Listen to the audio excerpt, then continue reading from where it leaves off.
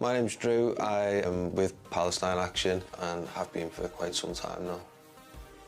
I've always been one for the underdog kind of thing, if that's the right word. And I've always felt pain for things that haven't got a voice.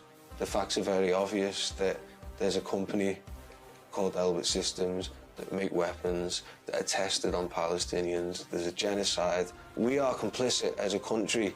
If you become aware that we are complicit, then to step away from that makes you complicit.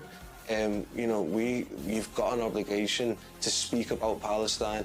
If you can, take action for Palestine, but at the very least, you need to be aware and you need to spread that awareness. And I think that that's always at the back of my conscience. I can go to bed at night knowing that when this comes out in years in the history books, because it will, people will say, how did you live through a live genocide? I remember being in school and being reading about the slaughter of 5 million Jews by the Nazi Party and being sick to my stomach. I never would imagine that a genocide would be happening in my lifetime. I never thought that when I first got involved with Palestine Action or with Palestine as a campaign a few years back, that it would become the norm for dozens and dozens of people to be killed every single day. I remember when we used to protest and we used to say things like, this year 1 person a day has been killed in Palestine, and that used to gut me and make me feel sick. And now we're talking about sometimes 1 person an hour being killed in Palestine. It's off the scale, and the response needs to be off the scale. Enough words, actions, not words. People need to rise up and stand up. Elbit Systems, they produce 85% of Israel's weaponry, and they've got sites all over the world and in this country. And they also have subsidiary kind of companies, so that might be Ferranti Technologies, which is the company that was in Oldham, or it could be UAV Engines, which is in Shenstone, unmanned aerial vehicles. Across these sites, they produce the components and the parts for things like the Hermes 450, Hermes 900. They produce surveillance technology and software. They've got the Watchkeeper drones. Across these sites, they'll make these components.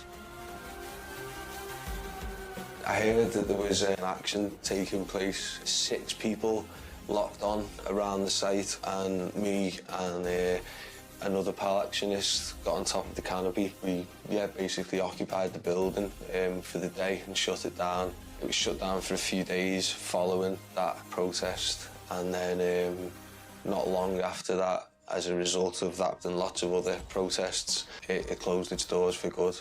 After the action, I felt empowered, justified. I felt like what I'd done was the right thing.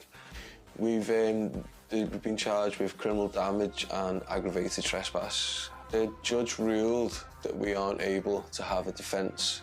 We can't speak about Palestine, we can't speak about Elbit Systems or about the genocide that's happening in Palestine. It certainly makes things more difficult for the defence, for me, for us to kind of get our story across to the jury. Me and my co-defendant, we don't deny that we smashed that building up. We took it into our own hands. We want the jury to understand that we felt we had no choice. We were desperate, and that we're doing it because there's a direct risk to life in Palestine.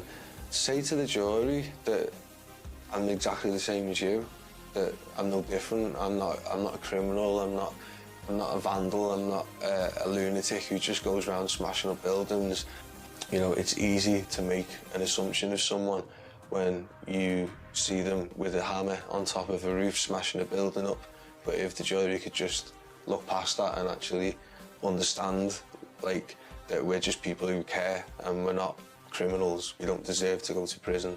The state are coming down really hard on protesters. We know through, for example, we've seen leaked documents where the Israeli embassy has been working with people within Parliament to try and get them to come down harder on Palestine actionists.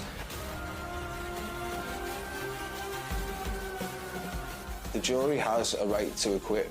So the judge can say, I'm going to take away your whole defence And the reason for that is that the judge doesn't want you to sit and talk about Palestine. They don't want you to tell the truth to the jury, because ultimately the jury can then turn around and say, as a jury, we're going to acquit this person based on our conscience. It doesn't matter if the judge says to the jury, you need to find this person guilty. It's always been a thing that the jury can acquit a person based on their conscience.